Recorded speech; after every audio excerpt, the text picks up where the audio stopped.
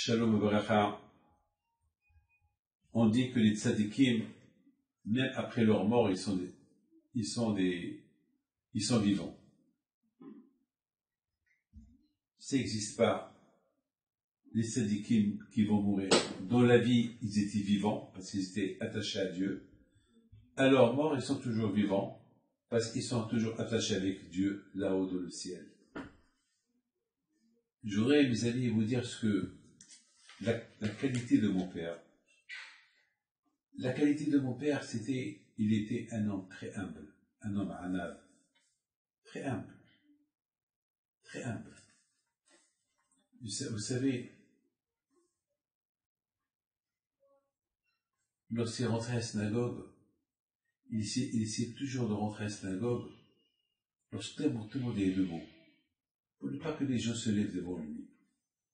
Lorsqu'il y avait quelqu'un qui rentrait, toujours il se levait devant les gens. Malheureusement, aujourd'hui, on a perdu le sens de faire le caveau de vieux. Mon père Alav Shalom, non seulement qu'il faisait caveau de vieux, mais il faisait caveau à tous ceux qui ont une petite barbe. Et mon père disait, à notre époque, quelqu'un qui étudie la Torah et quelqu'un qui fait pousser une barbe, c'est pas donné. Mais il faut le respecter pour ça. Vous savez, mes amis,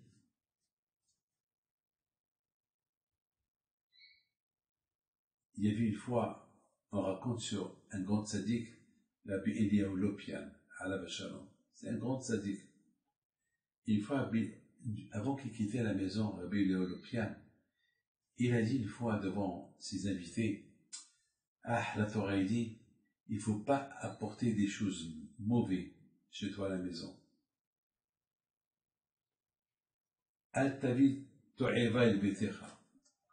Alors, les gens, ils lui ont dit, Rabbi, pourquoi tu dis ça? Pourquoi tu dis ça? Il leur a dit, parce que, voilà maintenant, je vais partir à la yeshiva. Dès que je rentre, tout le monde va se lever. Après, personne ne va s'asseoir, jusqu'à que je m'assoie à ma place. Lorsque je fais Shema Israël, tout le monde attend que je termine Shema Israël. Lorsque je fais la Hamida, tout le monde attend que je fais la Hamida. Il y a beaucoup de kavod. La Torah dit, il ne faut pas apporter le kavod. Le kavod, c'est la saleté. Il ne faut pas apporter le kavod en toi. Le juif, son corps, c'est sa maison. Et c'est ça ce que la Torah dit. Ne cherche pas le kavod, ne fais pas pénétrer le kavod en toi. Même si tu es un tzaddik, même si tu es un rabbin, même si tu es un rosh yeshiva, même si tu es ce que tu es, garde, éloigne-toi du kavod. Éloigne-toi du kavod. Alors, mes amis, les élèves de Rabbi Eliyahu, ils ont dit, mais toi tu es vieux, tu es un tzaddik. Il leur a dit, mes enfants, vous savez, ce monde-là, il ressemble ce monde il ressemble à un champ où il y a des mines. Mais on ne sait pas où sont les mines. Et les juifs marchent, mais parfois, ces mines-là, ils peuvent rester endormis pendant 10 ans, ils n'explosent pas. Et un jour, ils vont exploser. Alors il dit, c'est comme ça, le Yitzhara. Le Yitzhara est très fort. Le Yitzhara, il fait pénétrer l'orgueil et vouloir les honneurs, même si tu es vieux, jusqu'à qu'il te fait exploser. Alors, c'est vrai, je suis vieux, mais j'ai peur que je tombe dans l'orgueil. Mes amis, mon père Alav Shalom, c'était sa meilleure qualité. La qualité de mon père Alav Shalom, qui a fait de lui que tzadikim bimitatan, nikem hayim, que même après sa mort, pour que mon père Alav Shalom, jusqu'à maintenant le vénère, c'est parce que dans sa vie, il était effacé. Il était effacé. Il était très effacé. C'était ça la grandeur de mon père Alav Shalom. Il était très très humble, très très humble, très très humble. Mes amis, je voudrais vous raconter une petite histoire sur lui que jamais j'oublierai. Un jour, j'étais chez mon frère Rabbi Haïm. Et ce jour là-bas, je devais aller confirmer mon voyage pour l'Angleterre. À l'époque, on achetait les billets ouverts, et après il faut confirmer le retour.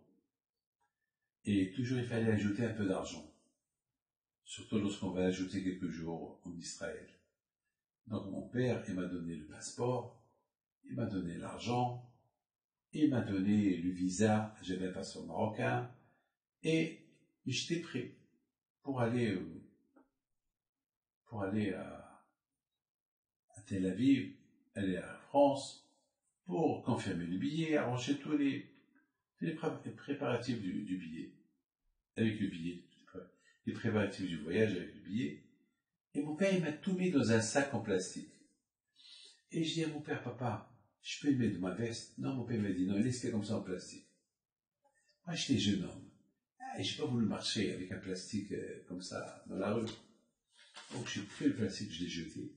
Et j'ai mis tout dans ma veste. Et je suis parti chez Rabbi Haïm. J'ai joué avec sa fille, qui était petite. Et après, j'ai pris la veste et je suis parti à la station de bus pour prendre le bus. Et voilà. Je veux monter dans le bus. Je trouve pas d'argent. Je trouve rien du tout. J'étais choqué, j'avais peur. J'ai tout perdu, le passeport, le visa, l'argent, le billet. Ça veut dire qu'à l'époque, ça aurait pu être un grave problème parce que j'étais marocain. Et vous savez, j'étais pas israélien, j'étais marocain. Comment j'allais quitter Israël, même aller en Angleterre sans passeport, sans rien du tout. J'étais étudiant, c'était la fin, je sais pas quoi. Je peux pas vous dire c'était quoi les conséquences. Peut-être, je sais pas quoi. Mais de toute façon, peut-être j'aurais été obligé de devenir israélien. C'est tout. Et les choses, ils auraient été complètement différents. Mon histoire, ma vie aurait été complètement différente. Bon, mes amis, tout ce qui s'est passé, c'est que je rentre chez Rabbi Haïm, je lui ai raconté l'histoire. Rabbi Haïm m'a dit, tu as cherché? J'ai dit, j'ai cherché de partout, j'ai pas trouvé. Je suis resté là-bas toute la journée, le soir, à 10h du soir. Je suis parti à la maison chez moi. Je tape à la porte, mon père, il m'ouvre la porte. Il me dit, alors, tu as tardé aujourd'hui? Et je suis parti à Tel Aviv. Est-ce que tu as confirmé ton billet? Donne-moi ton billet, donne-moi ton passeport, donne-moi, je te garde. J'ai tout dit. Mais tu savais. Je t'avais dit de laisser dans le plastique. Toi, tu as pris le plastique, tu l'as jeté, tu as cru que tu es jeune. Il m'a dit ce que j'ai pensé. Il dit alors, tu sais quoi? Retourne chez Rabbi Haïm, à côté du ballon de gaz, parce qu'il y a toujours des ballons de gaz les ballons de gaz, ils sont pas dans l'intérieur de la maison, ils sont dehors. Ils sont là-bas. Je dis, papa, mais c'est pas possible. Depuis ce matin, il me dit, mon père, je savais que tu n'allais pas les laisser dans le sac. Alors j'ai prié, Misrot Rabbi Haïm Pinto, que personne ne les voit. Alors, ils sont toujours là-bas. Je suis parti, je les ai trouvés. Voilà mon père. Il voit ce que nous ne voit pas. Pourquoi? Parce que mon père toujours voyait que des choses bien. Jamais il avait des choses mauvaises. Il voyait toujours sur les gens que des choses bien. Alors, parce qu'il voyait que des choses bien, il ne voyait pas des choses bien avec ses yeux, alors il voyait tout. Et c'est comme ça les prophètes. Que son écoute soit avec vous, mes frères. Merci.